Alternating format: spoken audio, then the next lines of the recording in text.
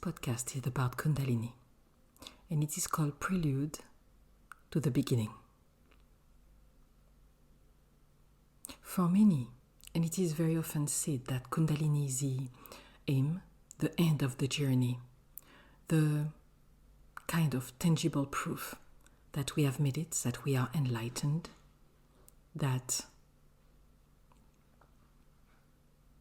we are on the other side, whatever that other side might be. It feels a very important event in the journey.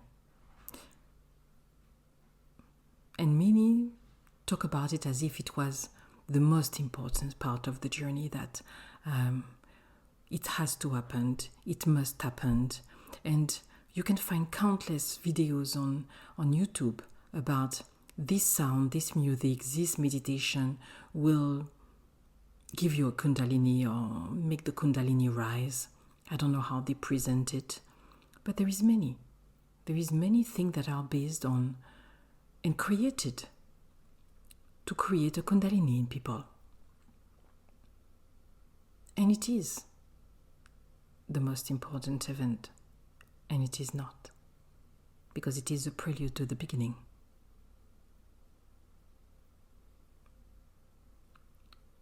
And when I had the Kundalini, many people were surprised, as if it could not be true. Well, you're not sick. It didn't make you sick. No, it didn't. I got sick before that. During the clearing of the human journey, at the beginning of it, in what is called the awakening. But no, it happened naturally, normally, because the chakra had moved within, and I was ready for it. All the chakra had merged within my central column, and prior to that, many times the energy had tried to rise and had crumbled on a chakra.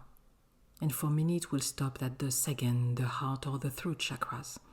Those are the chakras that are so full of stuff that they really have to be clear for the Kundalini to happen. And for a long time, because the crown was not opening, the energy was really powerful in the tear ducts of my eyes. I was leaking energy there. I could no longer do meditation and close my eyes, because there was so much energies getting out of my eyes that they were opening straight.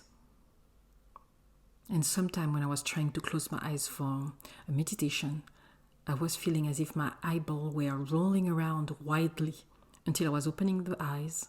The energy could pour out of the tear duct and everything was well again.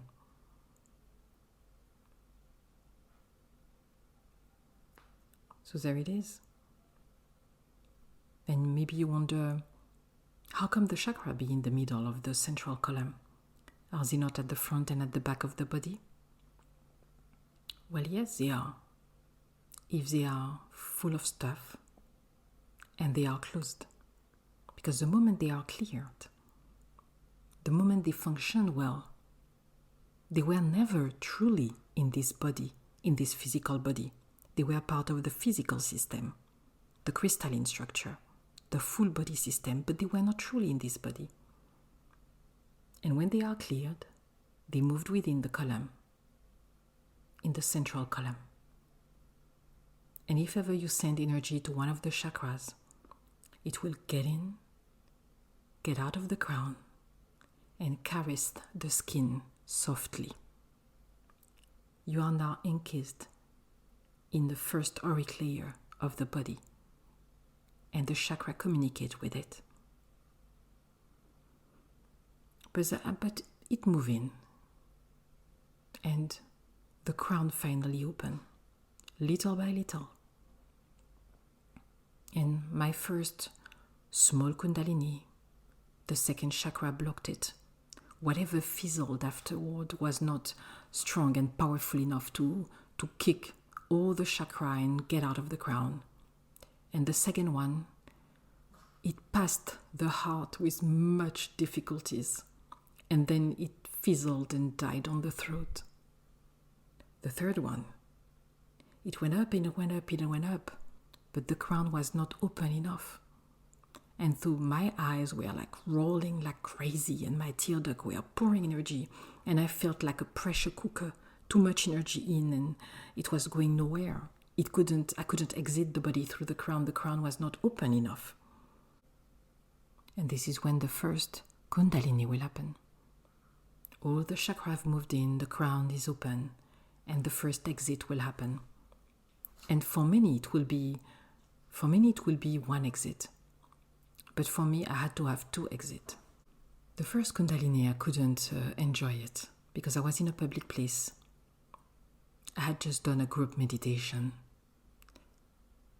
The door had been opened, the heating had been switched off. And I think it was October, it was already really cold. The room was getting colder, but I was out of my body. And I couldn't get back. And I didn't even look around. I was just like trying to get back inside as soon as possible so I could leave, regain function of my body, and get out and find a bus with my friend so we could go back to the hotel.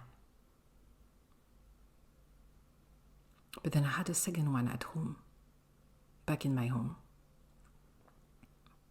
And this time I could enjoy it, and I could see the beauty of it. It's a memory you can never forget. You forget many things during that awakening journey, ascension journey. You forget many things about the part of the journey, the human journey, what come after, whatever it is. You forget, but you never forget that.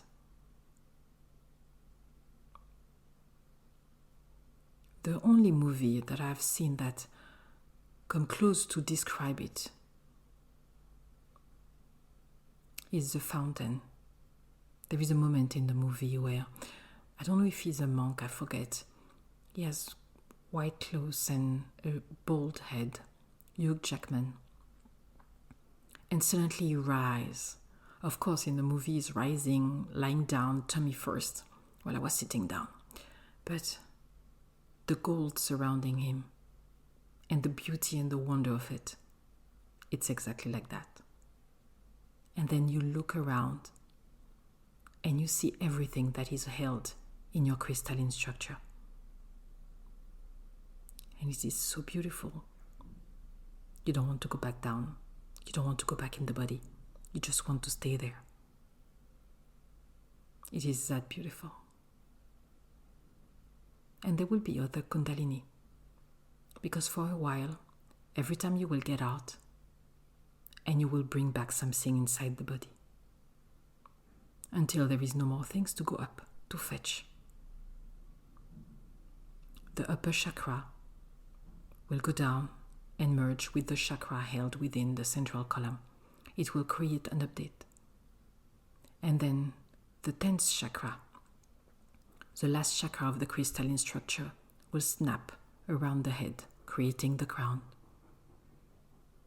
So this is what I mean when I say Kundalini is so important, because it is a prelude to the beginning. Many things will happen after Kundalini. Instead of the chakra, galaxy will appear inside, and they will merge and create the universe. This is why you can see the universe within, everything contained within the body. The Kundalini is one of the biggest transmutation, because this is that will evolve the current crystalline structure that exists within. But there will be others, events as important. And each of those events will trigger a transmutation in a new phase of the journey. And I will talk about those other events in other podcasts. But now it's about the Kundalini and why it's just the beginning. It is not the end of it. It is not a synonym of enlightenment.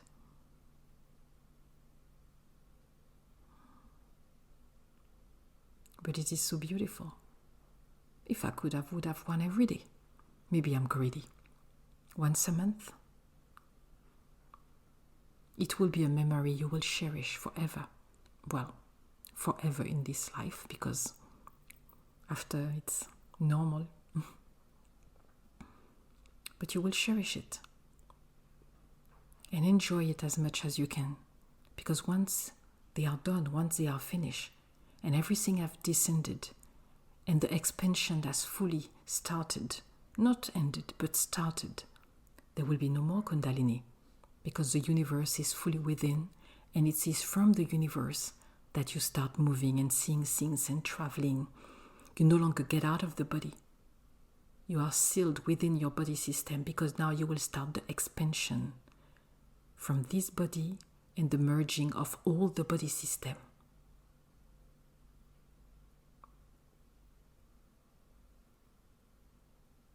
So cherish it. Take your time. And if it happens naturally, organically, no, it will not make you sick. No, it will not create sickness in the body. Maybe if you constantly try to make it happen and your body is not ready, so for it to happen, you need to clear and clear and clear. And sickness is a great way to clear and to evolve. If the human can understand it and see clearly its path.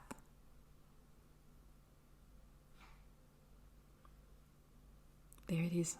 I hope it will be interesting for some of you. And if you have any question about anything I talk about in my podcast, it will be truly a pleasure to answer your question. Because I'm sure I've left many things in the podcast, but there will be many podcasts. And I'm trying to keep little things for each one of them. A little tidbit that can be interesting, that can help you in your journey. So you know, so you can understand, because the human mind wants to understand what is happening. It has questions. It is easy to say, just relax in the journey, just take whatever comes. Well, we are human. We want to understand. It is natural. And too often you hear people say in the groups, wherever you might be, if ever you are in a group or you read books, and they say, well, just let go. The answer will come. Well, sometime at the beginning the answer do not come. And maybe because it is not one of the first gifts that will come to you. Maybe one of the first gifts will not be the sight, or will not be the understanding. Because there is human knowledge, and there is the knowing, the brain center, that will be created much later in the journey. Much later. It will be created after the holy flame transmute the body again, fully, like the Kundalini did it earlier in the journey. And the human brain wants to understand what is that? What is it for? What is happening? And I hope those podcasts will give that understanding, that I will be able to share everything that I know, the little that I know, because I will not claim to know everything or have seen everything. But from my heart, I hope I'm able to help a little bit so you can understand what is happening to you. With much love.